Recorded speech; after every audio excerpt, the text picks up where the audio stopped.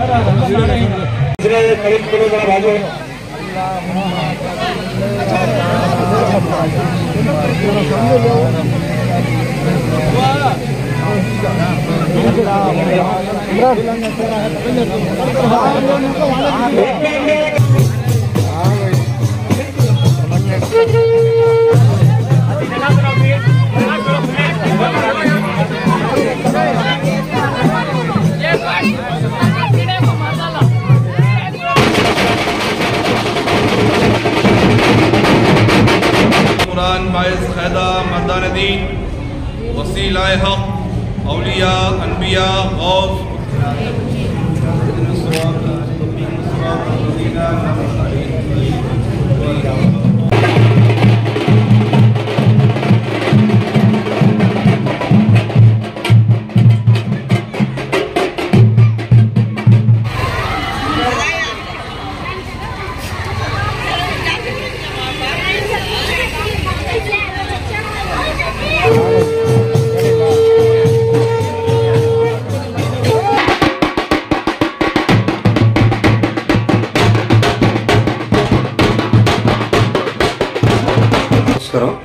ಇದು ನಮ್ಮ ಗುರುಗಳದು ಅಭಿಷೇಕ ಮಾಡ್ತಾ ಇರೋದು.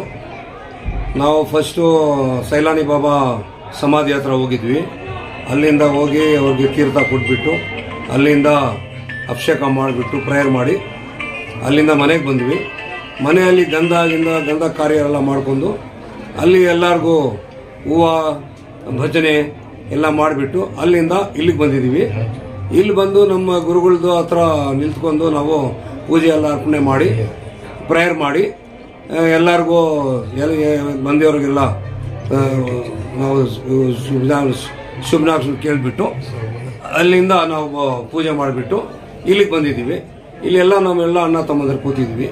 ನಾವೆಲ್ಲ ಗುರು ಇಚ್ಛಾ ತಗೊಂಡಿರೋದು. ಅವ್ರು ನಮ್ಮ ಗುರುಗಳ ಮಗ. ನಾವು ಅವ್ರಿಗೂ ಮಗನ ಹತ್ರ ಅವರೆಲ್ಲ ಶಿಷ್ಯರು ಎಲ್ಲರಿಗೂ ಜೆಂಡಾ ಗೌಸೆಪ್ ಆಗ್ದು ನಮ್ಮ ಗುರುಗಳದು ಅದು ಜೆಂಡಾ ಎಲ್ಲ ಪ್ರೇಯರ್ ಮಾಡಿದ್ದೀವಿ. ಮಾಡಿ ಅರ್ಪಣೆ ಮಾಡಿ ಭಜನೆ ಮಾಡಿ ಎಲ್ಲ ಪೂಜೆ ಗೀಜೆ ಮಾಡಿ ಆರತ್ನ ಮಾಡಿ ಬಂದಿರೋದು. ನಮ್ಮ ಒಂದು ಗುರುದು ಪದ್ಧತಿ ಅದು.